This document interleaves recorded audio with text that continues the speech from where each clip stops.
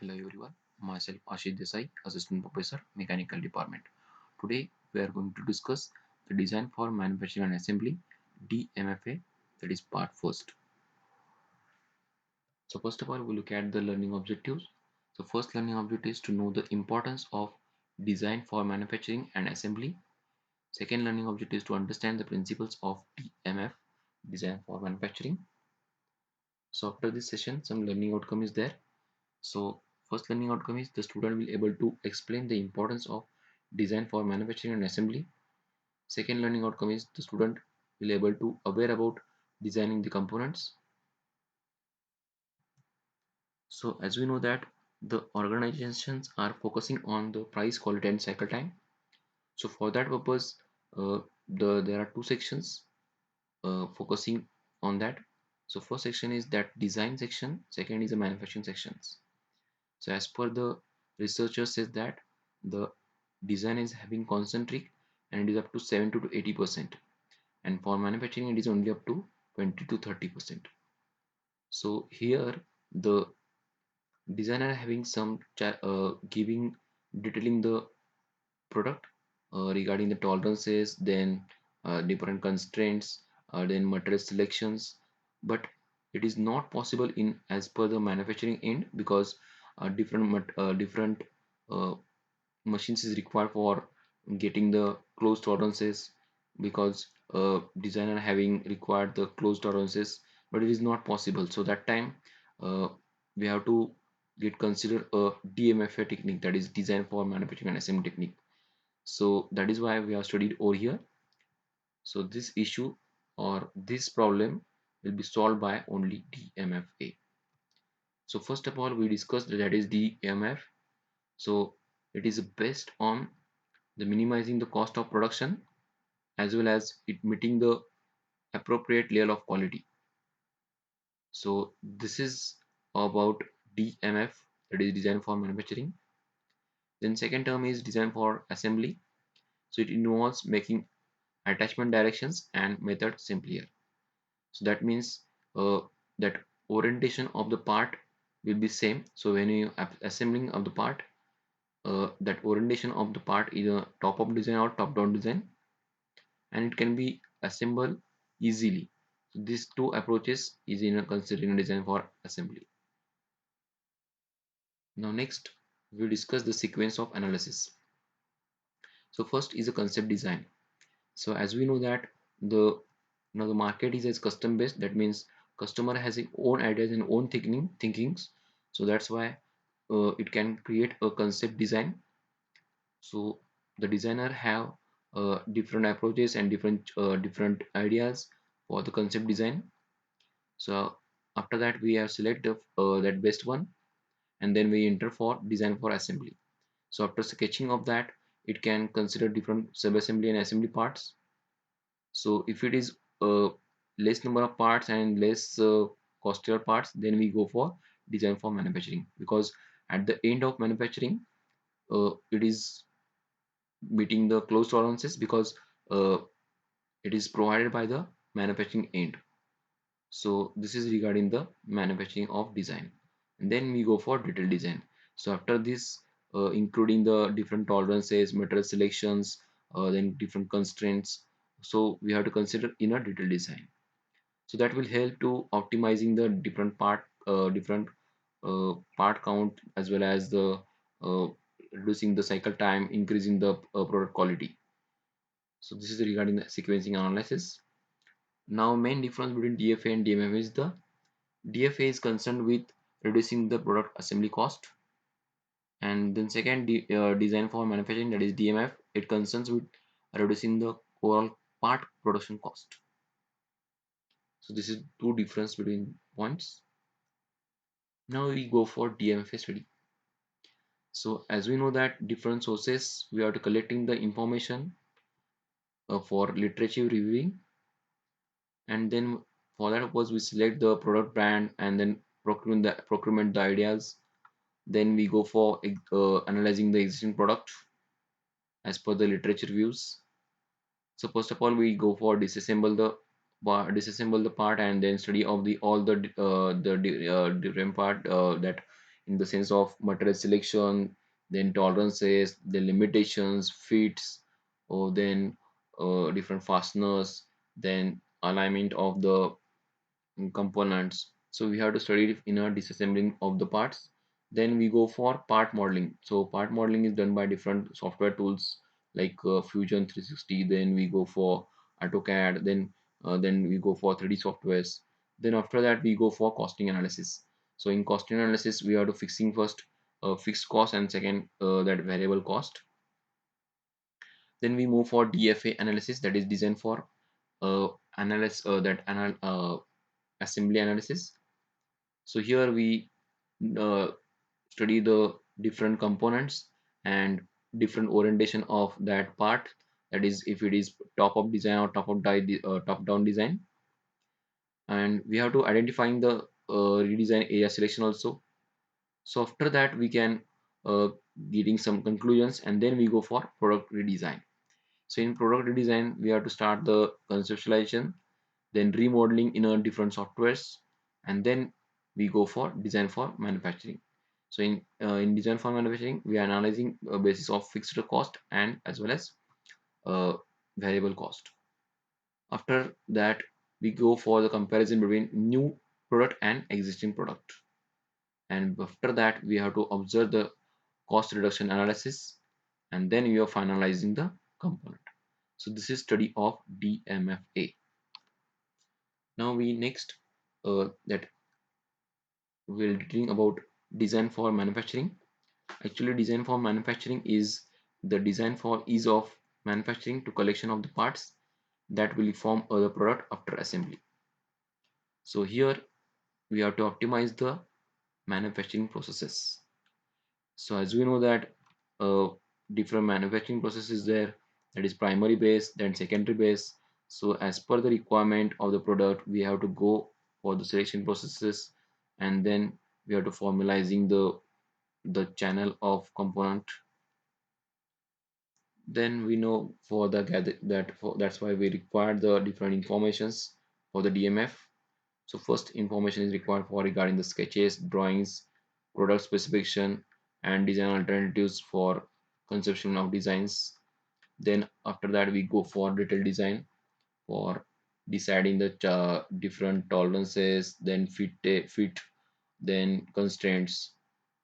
Uh, Then we go for estimating the manufacturing cost. So as per the uh, involving the costs, we go for fixed cost and variable cost, then production volumes and ramp up the timings, as well as in connection with we have to look at the different processes, design, material and environment and strategies, etc. So first of all we look at the that DMF technique with processes. So as we know that number of processes involved in a manufacturings, that is uh, drilling, milling, facing, all these operations will be carried out here. So as well as the different complexity of services operations is also there. So that also tolerances we required over there. So this type of secondary processes we have to evolve first, and according to that we have to solve this problem. The next is important on the design. Actually, design means you have to decide the specifications. So here this is the example of plastic injection molding. So in a plastic injection molding, we know that the injection pressure is depending on wall thickness. So if it is wall thickness is more and more, then injection pressure more increases.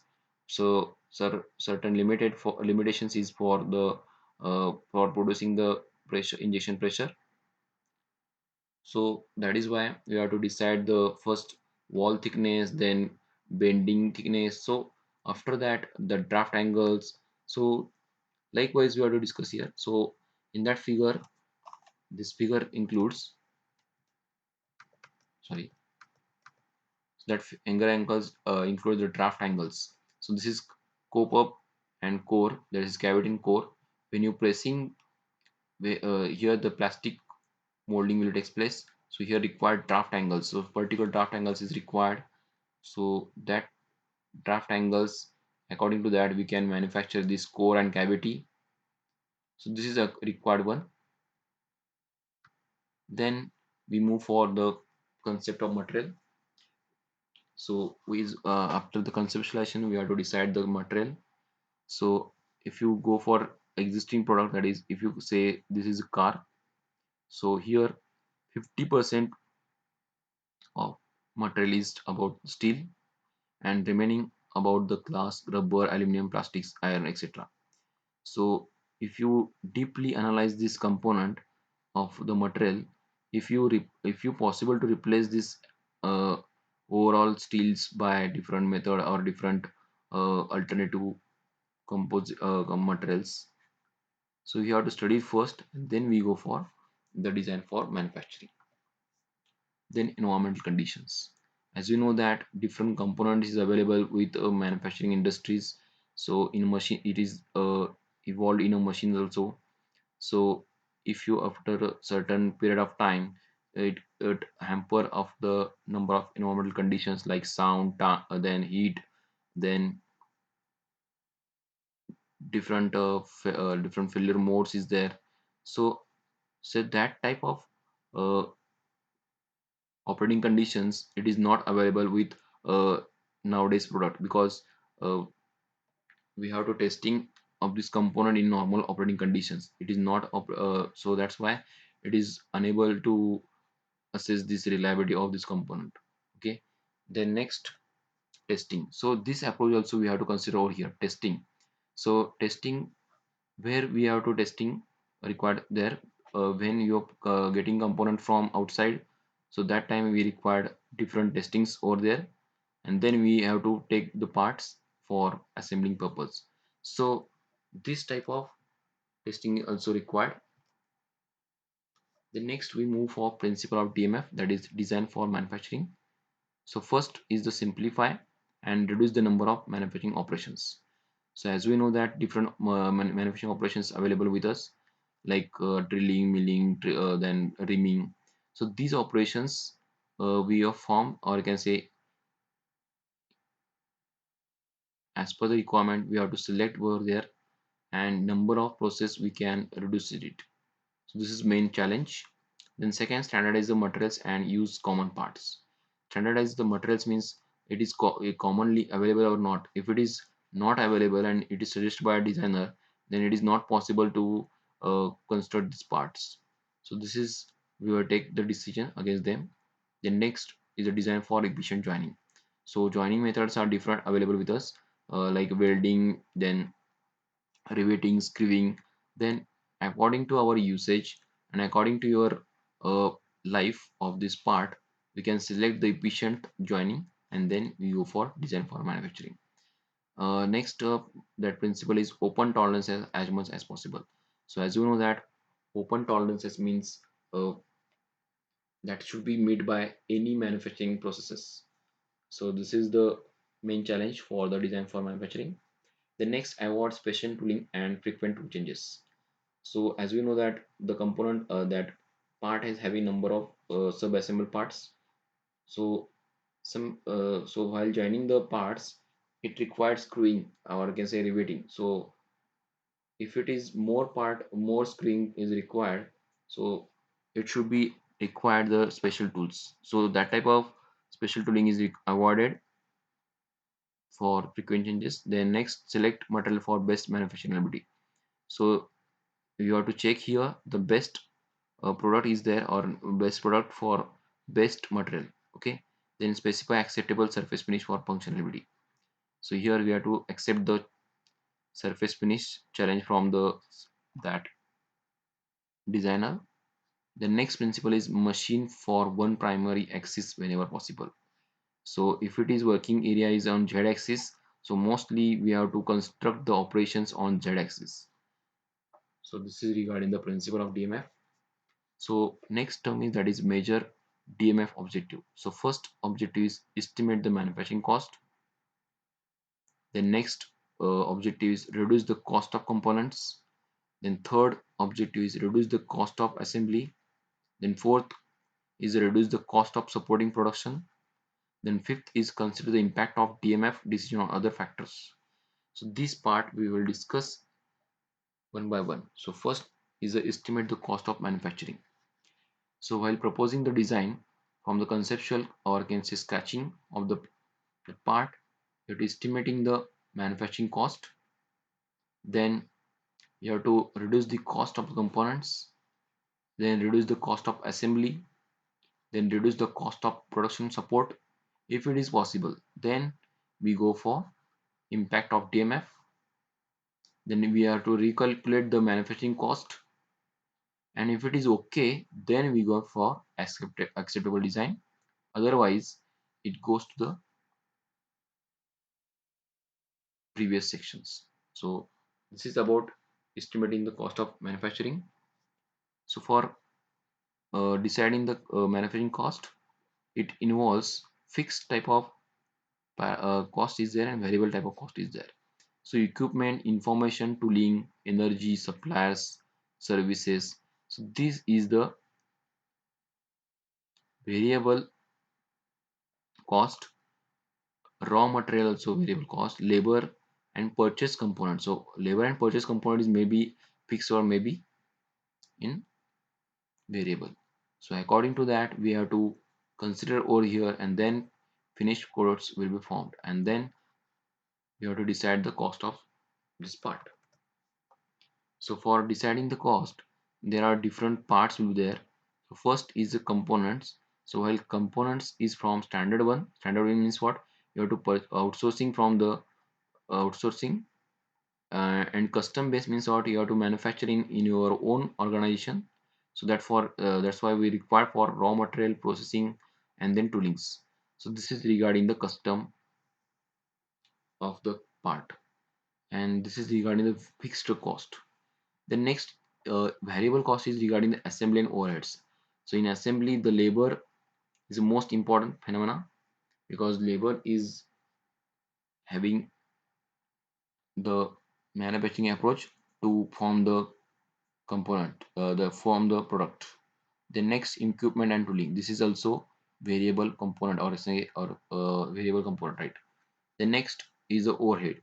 So for overhead purpose, support component is there, and indirect allocations is there. Indirect allocations in that includes uh, maintenance of building, or can say uh, like that, maintenance of building or salary of security. So this is involved in a indirect allocations.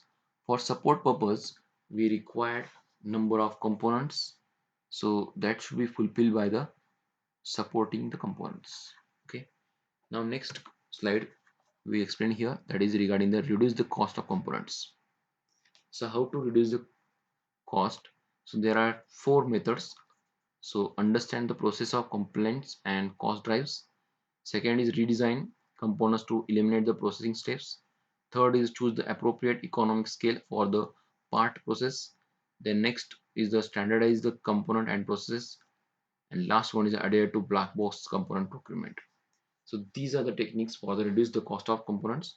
So first of all, we look at the first point, that is understand the process parameters, constraint and cost drives. So whenever we go for redesigning of the components, slightly the cost will be affected. So that time, if it is possible, you have to eliminate, otherwise it should be impacted to the product, because the cost of the product will be immediately increase. So that's why I will take one example. Suppose the designer has given some colors tolerances to the manufacturer end, so that manufacturing search about your own organization it is not found. So that time it is not. So that time you can go for eliminating the process, and you select the next operation, or can say alternative operations. So this is the methodology. Then for redesign the components to eliminate the processing steps. So as we say that if it is not possible to take the part, then as per the that you can eliminate this process. So here the main example, one example is that avoid the paint to the aluminum parts. So it is not necessary, and we have to give in the paint. So this part, this type of this part of process we have to revolve, or you can say eliminate. Then we know that net shape part is there. Net shape part means we have to form by different manufacturing processes, that forging, then casting. So that type of techniques is used for forming the net shapes. So according to our experience, we have to decide the design and manufacturing the components. So this is best example for redesign. So here in first, at the left hand side figure, the different component is available with us, that is with old design. But after that new redesign, number of components are integrated means it is in one part. Three part will be in a one part. So likewise we have to form here one pane. So this is new redesign part. The next slide includes the reduce the cost of assembly. So how to reduce the cost? So first is part is inserted from top of the assembly. So it is easier one, because according to gravitational force the part will goes down. So this is the most important part. And part is self-aligning. So whenever the you have to make the two parts, so it can be easily attached. So if it is easily attached, that means it is should be self-aligning. The next part, so this is regarding self-aligning. So these are the two parts we have to inserting, or can say we have to joining by two screws, right? But here in the right hand side we have to providing the slot. So here look at this, providing the slots, and these slots we can easily placed over here. So this is the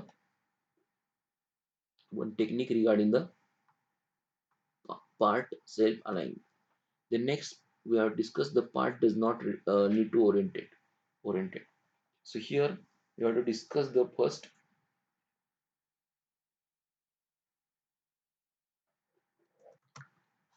top up design and top down design. In top up design, all the parts we have to insert from top of the side, and top down side means we have to insert the component in from the bottom of the sides. So most of the designers select the top down design, sorry, top up design, because it is easy to use. So this figure is shown. So here main part is there, we can assemble it from upper side, that is effect of with the effect of gravitational force. The next part is part does that part requires only one hand for assembly. The next requirement for reduction of cost, the part requires no tools, so minimum number of tools you can use here. The next part is assembled in a single or linear motions. So this is the next method, that is part is secured immediately upon insertion. So this is also important part. The next part is the reduce the cost of supporting production. So as you know that the components has having complex manner, so you have to take the smart decision over there. The next phenomenon is that error proofing, that is called as Pokayoke. So what is mean by Pokayoke actually? You have to eliminate the error as per the immediate, as per the requirement. That is called as error proofing. So that means anticipate the possible failure modes. Okay, suppose we have that diameter having screw diameter is having 20 mm, and second is 23.5 mm. So if it is known to your diameter, or you can say pitches, so that we can easily put up this data. But if it is in complex manner, it is not possible. So that's why you have to take appropriate corrective actions in the earliest stage, and you can reduce the cost of supporting production. Now next we are discuss here the concept that consider the impact of DMF, that is decision on other factors. So as you know that development time. So if you have all the ideas regarding the redesign, and then the redesign is required less time, so automatically the development time will be also reduces. Development cost. So as you know that we required the development cost because whenever the requirement of tooling is there, then manufacturing processes, that process is required there, that time we have uh, that increase the improvement in the development cost. Product quality, whenever achieving the best product quality, the product will goes on, that product will goes on.